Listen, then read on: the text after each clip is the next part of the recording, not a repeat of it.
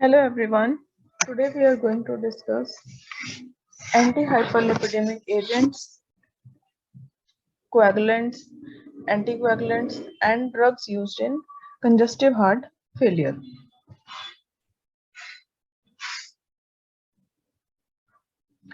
सबसे पहले हम करेंगे एंटी-हाइपरलिपिडेमिक एजेंट्स।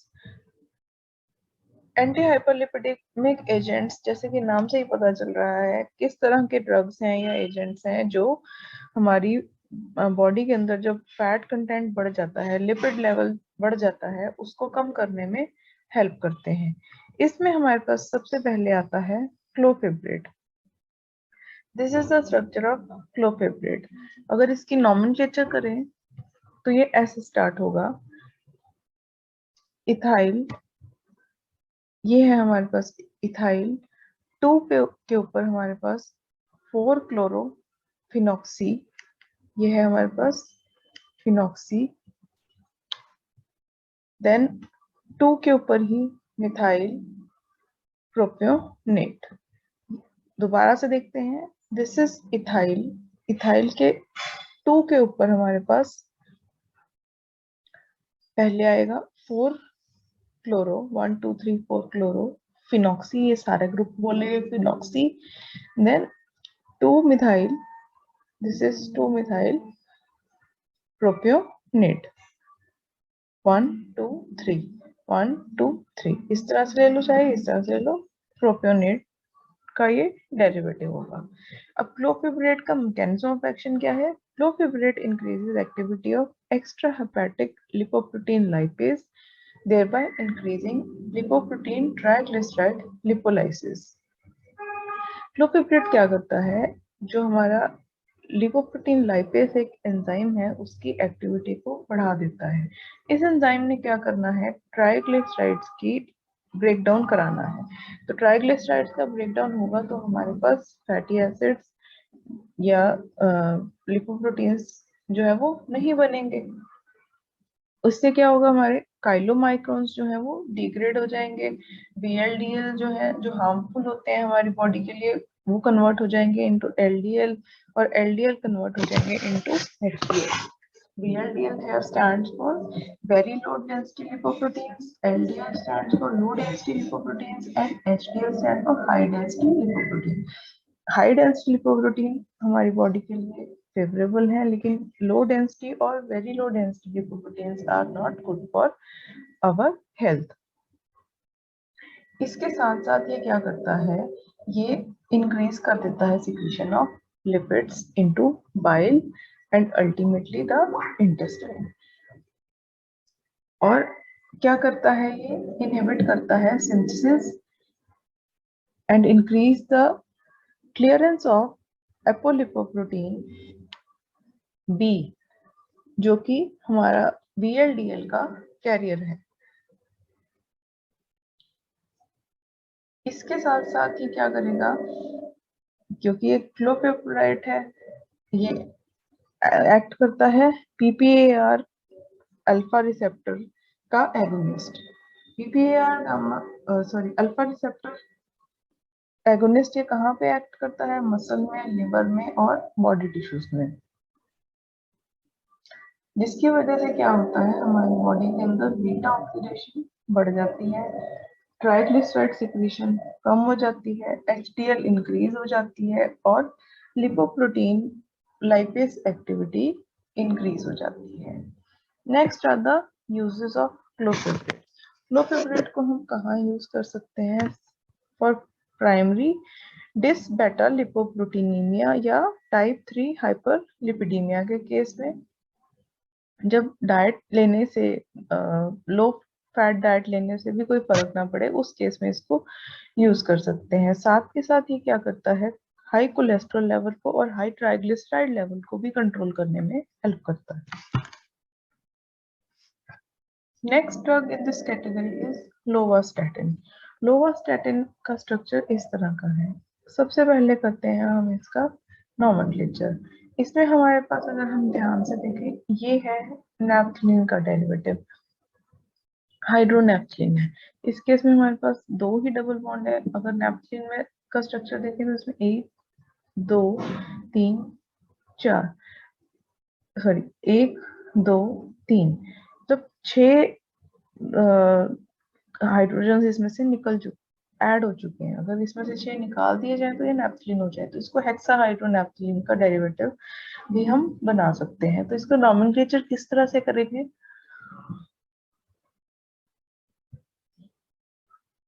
दिस इज, सबसे पहले हम देखते हैं यहाँ पे, ये है हमारे पास ऑक्सेन। ऑक्सेन के केस में यहाँ पे नंबरिंग ऑक्सीजन से करेंगे और उसका कीटो ग्रुप भी है, तो यहाँ पे ऑक्सो ऑक्सेन हो गया ये 1 2 3 4, 1 2 3 4 5 6। तो फोर्थ पोजीशन पे हमारे पास क्या लगा है? हाइड्रोक्सी लगा है। और इधर इसकी नंबरिंग अगर देखें तो यहाँ से स्टार्ट करेंगे 1 2 3 4 5 6 7 8। तो इसके 8 के ऊपर और 8 के आगे 2 के ऊपर हमारे पास क्या लगा है? 4 hydroxy, this is 4 hydroxy 6 oxo, ये है हमारे पास oxo oxan 2 yl, oxo oxan 2 yl 3 7 3 7 dimethyl 1 2 3 7 8 and 8A hexahydronaphthalene 1 position से जुड़े 1 आइल, और ये है हमारे पास methyl butanoate 1 2 3 4, methyl second position पे लगा है, तो 2 मिथाइल ब्यूटेनोएट। इस तरह से इसका यूपीएससी नोमेनक्लेचर किया जाता है। Then is the mechanism of action of lovastatin. Lovastatin हमारे पास एक लैक्टोन है। Being a lactone, it gets easily hydrolyzed in vivo to corresponding beta hydroxy acid। ये क्या है? लैक्टोन होने की वजह से ये हाइड्रोलाइज हो जाता है, वाटर के प्रेजेंस में टूट जाता है और बीटा हाइड्रोक्सी एसिड प्रोड्यूस करता है। साथ के साथ ये क्या करता है? HMG CoA रिडक्टेस को इनहिबिट करता है। HMG CoA रिडक्टेस हमारे पास क्या है? It is 3 hydroxy 3 methyl glutaryl coenzyme A. ये एक हेपेटिक माइक्रोसोमल एंजाइम है जो HMG CoA की कन्वर्शन कराता है इनटू मेवालोनेट। मेवालोनेट हमारे पास क्या है? कोलेस्ट्रॉल की बायोसिंथेसिस में रेट लिमिटिंग स्टेप है।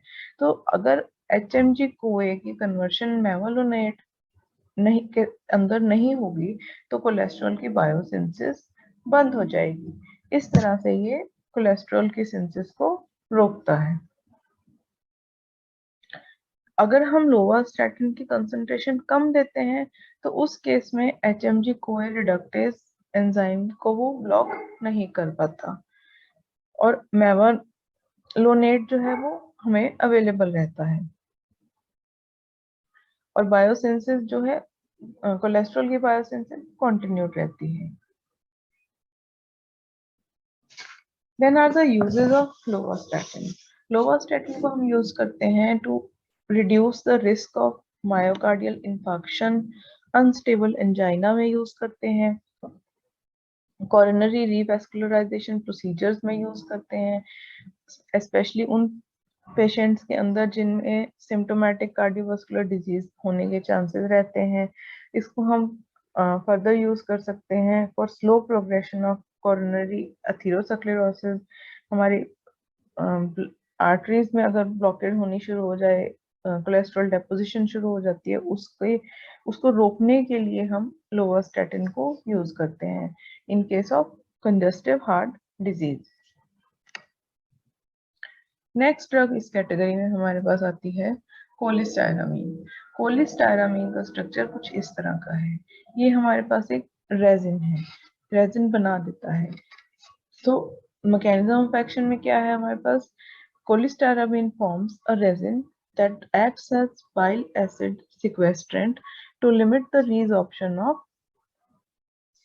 bile acids in the gastrointestinal tract। क्या करता है? एक रेजिन बना देता है और एक्ट करता है एज बाइल सिक्वेस्ट्रेंट और बाइल एसिड्स की रीसॉर्प्शन को इन कम कर देता है। ये अपने आप में जो है एक स्ट्रॉन्ग एनायन एक्सचेंज रेजिन है, जिसकी वजह से ये क्या करता है, क्लोराइड आयंस का एक्सचेंज होने देता है with bile acids. Bile acids हमारे कहाँ पे प्रेजेंट है, गैस्ट्रोइंटेस्टाइनल ट्रैक्ट के अंदर, और बना दे एक स्ट्रॉन्ग रेजिन मैट्रिक्स बना देता है। अब इसका अगर हम स्ट्रक्चर देखें तो इसमें हमारे पास फंक्शनल ग्रुप प्रेजेंट है, ये है हमारे पास फंक्शनल ग्रुप। इस फंक्शनल ग्रुप को क्या बोलेंगे हम, क्वाटर्नरी अमोनियम ग्रुप है ये, जो ये नाइट्रोजन है ये क्वाटर्नरी है। और इसको हमने अटैच किसके साथ किया हुआ है, स्टायरिन, ये है स्टायरिन का structure, styrene divinyl benzene copolymer के साथ in the anion exchange resin. Next drug is colestipol. Colestipol हमारे पास, इसको CH से भी लिख सकते हैं, COLE से भी लिख सकते हैं। ये भी एक लिपिड लोअरिंग पॉलीमर है।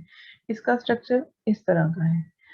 ये क्या करता है, बाइल एसिड के साथ जाके बाइंड कर देता है इंटेस्टाइन के अंदर और एक कॉम्प्लेक्स बना देता है। और ये जो कॉम्प्लेक्स है ये हमारी फीसिस के अंदर, जो हमारा एक्सक्रीटरी प्रोडक्ट है, स्टूल के अंदर एक्सक्रीट हो जाता है। इससे क्या होगा, नॉन सिस्टेमिक एक्शन जो है इसका, उसकी वजह से क्या होगा, continuous partial removal of bile acid from enterohepatic circulation हो जाएगी, जिस और साथ में उसकी रीअब्जॉर्प्शन को ये प्रिवेंट करेगा। इस increased fecal loss of bile acids due to cholesterol hydrochloride administration leads to increased oxidation of cholesterol to bile acid। इसकी वजह से क्या होता है, कोलेस्ट्रॉल की ऑक्सीडेशन बढ़ जाती है और वो बाइल एसिड्स में कन्वर्ट हो जाते हैं।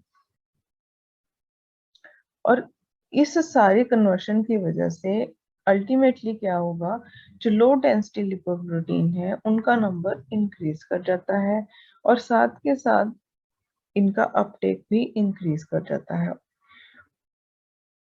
और सीरम प्लाज्मा में बीटा लिपोप्रोटीन या टोटल कोलेस्ट्रॉल या LDL का लेवल कम हो जाता है। सो इस तरह से ये एक्ट करता है। Next are the uses.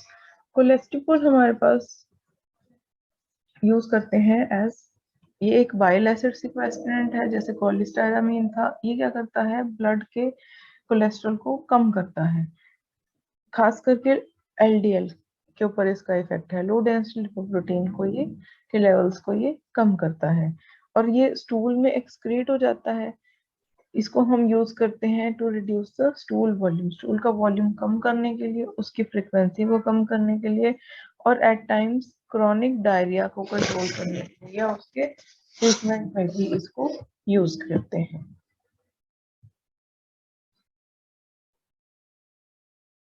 Next class हमारे पास आती है कोएगुलेंट्स और एंटीकोएगुलेंट्स की। कोएगुलेंट्स क्या है, जो ब्लड को क्लॉट कराते हैं। एंटीकोएगुलेंट्स क्या है, जो उसके क्लॉटिंग को प्रिवेंट करते हैं।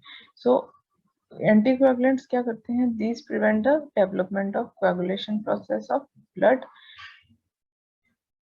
और इस थेरेपी को हम कहाँ पे यूज करते हैं, जो ब्लड वेसल्स के अंदर हमारे क्लॉट्स बन जाते हैं उनको बनने से रोकने के लिए एंटीकोएगुलेंट्स को यूज किया जाता है। ब्लड क्लॉट्स की डेवलपमेंट की वजह से ब्लड वेसल्स में हमारे ब्लड का फ्लो को ये रोकता है, इस वजह जिसकी वजह से हमारी डेथ तक हो सकती है in case of thromboembolic diseases. अब एंटीकोएगुलेंट्स का हम फर्दर डिवाइड कर सकते हैं इनटू डायरेक्टली एक्टिंग एंटीकोएगुलेंट्स और इनडायरेक्टली एक्टिंग एंटीकोएगुलेंट्स। अब डायरेक्टली एक्टिंग में क्या आएगा, these are those drugs that have effect on coagulation factors directly in the blood, जिनका कोएगुलेशन फैक्टर्स के ऊपर डायरेक्ट इफेक्ट आता है, ब्लड के अंदर जो हमारे कोएगुलेशन फैक्टर्स है उनके ऊपर इफेक्ट करते हैं। और जो इनडायरेक्ट एक्टिंग है उनमें, उस केस में हमारे पास क्या है, these act effect on factors of synthesis और blood coagulation in liver. Liver के अंदर जो हमारे ब्लड फैक्टर्स की सिंथेसिस हो रही है उन उसको इफेक्ट करते हैं। अब इसमें हमारे पास सबसे पहली एग्जांपल आती है मीनाडायोन की। This is the structure of menadione. अगर हम इसको फिर से नैप्थलीन का डेरिवेटिव बनाए तो इस केस में हमारे पास नंबरिंग यहाँ से स्टार्ट होगी 1 2 3 4 5 6 7 8। तो 1 के ऊपर भी हमारे पास ओन है, 4 के ऊपर भी कीटो ग्रुप है, तो डाइओन तो ये हो रहा है। 2 के ऊपर हमारे पास क्या है, मिथाइल, तो इसका नॉमेनक्लेचर कैसे होगा, 2 मिथाइल 1 4 नैप्थलीन डाइओन, नैप्थलीन डाइओन। अब इसका आता है मैकेनिज्म ऑफ एक्शन। मीनाडायोन को हम विटामिन K3 भी कहते हैं। ये क्या करता है, it is involve as a cofactor in post transitional gamma carboxylation of glutamic acid residues of certain proteins in body. ये प्रोटीन्स कौन कौन से हैं हमारे पास, vitamin K dependent coagulation factor 2 जिसको हम प्रोथ्रोम्बिन भी कहते हैं, देन फैक्टर 7 जिसको हम प्रोकन्वर्टिन कहते हैं, factor 9 which is called Christmas factor, factor 10 Stuart factor है, protein C, protein S, protein Z B और growth arrest specific factor gas 6। इनके इनके साथ ये इन्वॉल्व है। देन आते हैं इसके यूजेस। इसको हम नॉर्मली यूज करते हैं ताकि हमारी नॉर्मल ब्लड की क्लॉटिंग होती रहे। नेक्स्ट ड्रग हमारे पास आती है एसिटोमिनाडायोन। एसिटोमिनाडायोन में हमारे पास ये स्ट्रक्चर है। इस केस में यहाँ पे फिर से नैप्थलीन है। नैप्थलीन की नंबरिंग यहाँ से स्टार्ट करें या यहाँ से स्टार्ट करें, कहीं से भी हम कर सकते हैं, 1 2 3 4 5 6 7 8। तो इस केस में हमारे पास क्या आएगा, 4 के ऊपर हमारे पास ये है एसिटेट, एसिटॉक्सी, इसको बोलेंगे एसिटॉक्सी, 3 मिथाइल नैप्थलीन 1 आइल फर्स्ट पोजीशन लगा है और एसिटेट। अब इसका आता है हमारे पास मैकेनिज्म ऑफ एक्शन। एसिटोमिनाडायोन जो है एक प्रोड्रग है। ये क्या होता है, कन्वर्ट हो जाता है इनटू मीनाडायोन। इसकी एक्टिव फॉर्म क्या है, मीनाडायोन। मीनाडायोन कहाँ पे एक्ट करता है, it is involve as cofactor in post transitional gamma decarboxylation of glutamic acid residues present of certain proteins in the body. अब ये कौन कौन से प्रोटीन्स हैं, इसमें हमारे पास आता है factor 2 which is prothrombin, factor 7 proconvertin, factor 9 Christmas factor, factor 10 Stuart factor, protein C, protein S, protein Z और gas arrest specific factor gas 6। अब एक्टोमिनाडायोन को हम कहाँ यूज करते हैं, in the treatment of nutritional deficiencies में।